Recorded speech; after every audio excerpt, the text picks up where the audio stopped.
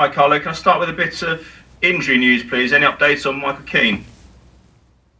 The update is that all the players are available apart from Gabamen and Doucouré. The others are all good. You've always targeted Europe this season, I understand. Now, winning your game in hand, though, takes you to within 3 points of the top four. How strong is your belief, and maybe the belief within the club, that you could even still qualify for the Champions League now with the games left?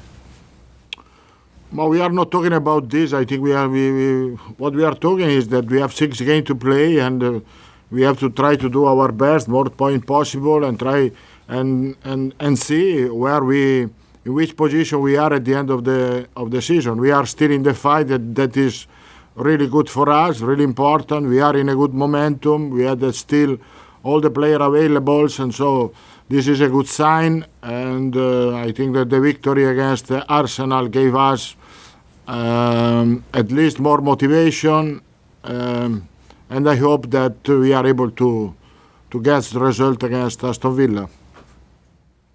As you say, we're quite close to the end of the season. Has there been any further talks within the club over new contracts for James or Seamus Coleman? Has anything moved on since we last spoke? This moment we are not talking about this. We know that there are some positions that we have to discuss, but I think our technical director Marcel Brandt is involved in this, and he is going to talk in the next few weeks with the players directly. Is that the same with Alan? He said he wants to stay beyond the end of his contract. Will keeping him be a priority for you in the club? Who? Alan. Alan, he has 3 years contract, and so we are not talking about this, of course. If we are really satisfied for his first year at the club, and his contract is long, and it's good to know that he would like to stay longer. There's a social media boycott this weekend, which has been widely discussed. Are you as confident as some of the other Premier League managers that it can make a difference and bring about some change? I think it's an important campaign because we have these 2 big problems. One is racism, the other one is online abuse, and we would like that the companies, the social media companies, take a strong action to try to cut this problem, because it is a big problem, and I hope that this campaign can help us to cut this abuse. How has social media changed the way you've managed specifically? Is it something that players 10 years ago, 15 years ago didn't really have to deal with, and yet online abuse in the modern era can affect a player's confidence and obviously their performance as well? How has it changed the way you manage them? But I think that I have to say that social media changed the relationship between peoples. That they changed the relationship between father and son, changed the relationship between friends, and of course affect the relationship between managers and players. I try, and at the dressing room, and to try to avoid to stay on the phone, because I think that personal relationship is more important. Thank you very much indeed. Thanks, Aidan. We will go to Stephen next from PLP.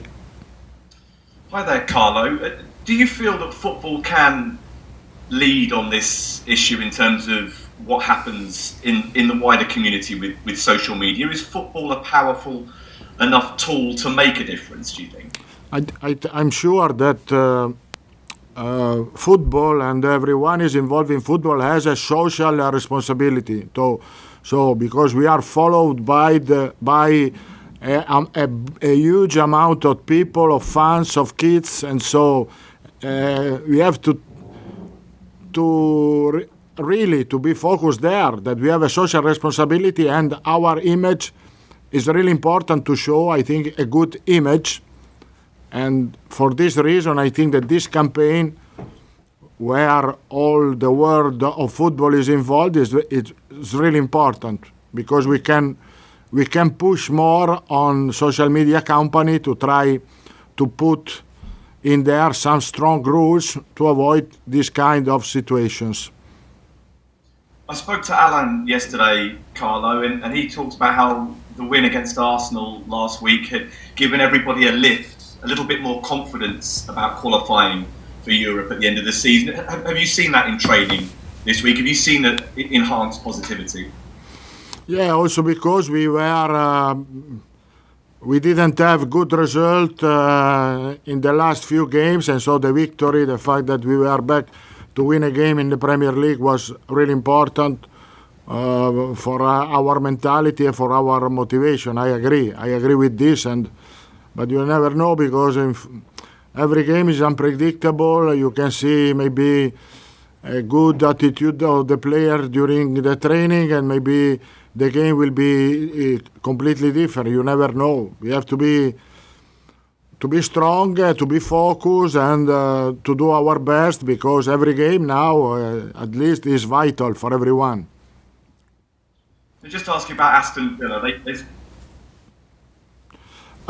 Aston Villa is a good team. They started really well the season, showing a good football, showing fantastic player. I think that, and everyone knows, they were affected from the absence of his best player. Grealish is a fantastic player, and of course, when Aston Villa is not able to use Grealish at the best, they lose power, but they are still a good team, and they are still involved in the competition. Thanks, Stephen. We'll go to Alistair from the BBC, please. Hi, Carlo. Hi. I just wondered, when it comes to social media abuse, can you think of any examples where it has shocked you with regards to what you've seen or what your players have seen? Can you think of any specific examples where you've seen social media abuse and that has shocked you? Well, listen, if you have a look of the social media, you can find everywhere abuse, insult, and this and that. Also because most of the people are covered by the anonymous name. This is not tolerable. I think that the social media company has to take action on this. You cannot have anonymous people that can talk and can insult you. And just in your talk at the University of Liverpool last night, you said you like Everton because it's a club that likes to invest. I just wondered, this summer, have you been given any assurances of the investment on players based on the pandemic, and is it dependent on qualifying for Europe? No, I said it is a club that has a clear project. Of course, in this clear project, you need to invest because you want to improve, you want to be better in the future. We didn't talk for the next season at least, but we are going to talk in the next few weeks to try to improve the squad and to be better the next season. This is the idea that we have and that everyone in the club has, to be better.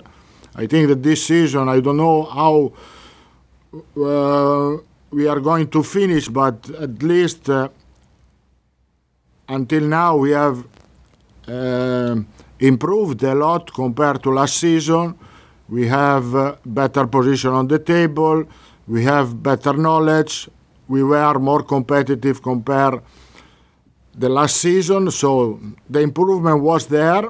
I think that we can step up quickly if we have a good position in Europe for the next season, but also we can step up, put in place a good program for the next season. Thank you. Thanks, Alistair. James from TalkSport, please. Carlo, it's going to be Richarlison's, if he plays, 100th Premier League appearance tomorrow for Everton. Do you still feel like the best is still to come from Richarlison? I think the decision of Richarlison was not at his top. It was not so consistent for the quality that he has, but he's still a fantastic player, a fantastic striker. We have to consider that he is also young, and it is acceptable that maybe this season was not at his best. I think he had a good period. But he has a possibility to score more goals for the quality that he has, for sure. In terms of Dominic CalvertLewin and goals, he's just scored 3 in his last 16 Premier League games. Do you get the impression that he's frustrated that he's not able to back up the brilliant form he had at the start of this season? Well, I think that the style of play changed, and so he was affected, and also the striker were affected. It's true that we didn't create a lot of chances apart the last game where we were much better. I think, for me, it doesn't matter that in the last 6 games he scored only 3 goals. For me, it's important the teamwork that he's able to do and to be focused there, and the goals come. It felt like a really important night for Jordan Pickford against Arsenal. A really important save at the end, but he seemed to be really calm. Is that something that you've noticed, and what do you put that down to? He seems to be really composed. Yeah, he's really composed. He's comfortable in the goal. I think that he came back in good mental and physical condition after the injury that he had. Thanks, James. We'll go to Ian Kennedy, Radio Merseyside, please. Hi, Carlo. Luca Dean was saying, I think this week, about the home form and how perhaps you need to be a bit braver and more ambitious in possession when you're at home. I just wonder whether that's something that can be coached, or is it very much a kind of an instinctive thing for each individual player? Yeah, in a few words, I think we need to have more balance because when we want to propose more attacking football, we need to have balance to avoid counter-attack, to avoid opportunities from the opponent team. This is in a few words, more ambition, totally agreed, and more focus on the balance of the team.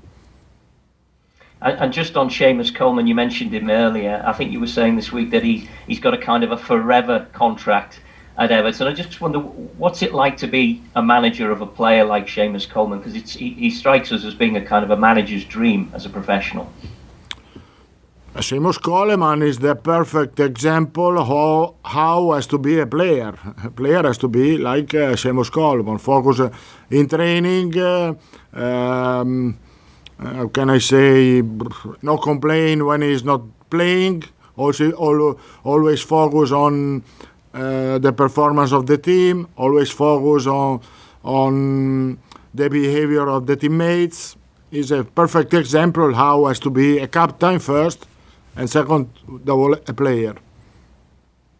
And does he compare to other players that you've coached in the past in that regard at other clubs? Yes, all the captains that I had, they were fantastic captain and good example. I can say Paolo Maldini, I can say Sergio Ramos, I can say Casillas, I can say John Terry. Here I can say Thiago Silva at Paris Saint-Germain. This kind of players. They are really the luck of managers. Thanks, Ian. Phil Medlicott from PA, please. Hello. I was going to ask, you've also still got to play Villa away this season as well. I don't think there's any date yet for that. Is that right? That's right. I got that wrong. I just wondered if we've got any kind of update on that. No, not yet. Yeah, just still TBC. Yes. Okay. All right. Cheers.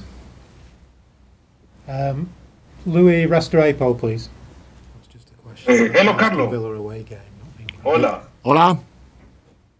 How are you? Everything okay? Yes, fine, thank you. I'd like to ask you about Mina. How is the real level of Jerry at the moment? Because against Arsenal, he was in the bench, he comes in and out. How is his performance level at the moment?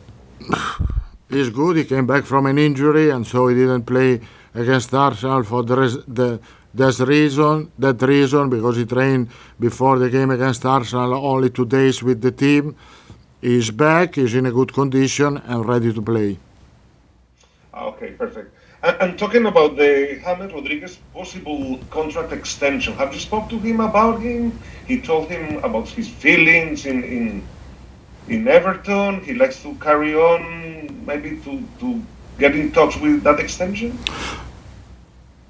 We didn't talk about the extension. I'm not involved with this, but his contract is quite clear. He has 2 years plus 1 option, and so I think we have time to talk about this because he has another year of contract and plus an option, and so I think that we don't need to talk now about this. Maybe in the next few months we can talk about this. He has told you that he's already adapted to living in Liverpool. He's already adapted to the English weather and the English culture. No, we didn't talk about this because I think he's happy here. Okay, thank you very much. Thanks, Louis. We'll just take one more in the open section from Herman, please.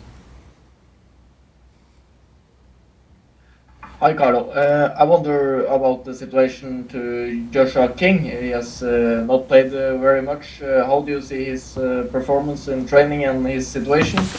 In the last few weeks, he had a small problem on his back, and so he was not available to train properly.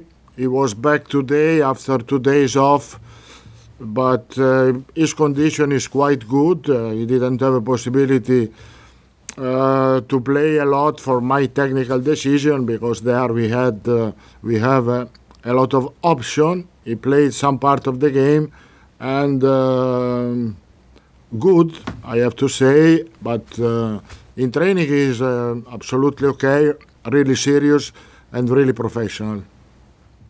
What can you say about his possibility to stay at Everton to the next season? I think at the end of the season we are going to talk about this, if he can stay, if he can have a new contract with us or not. We have to take a decision at the end of the season.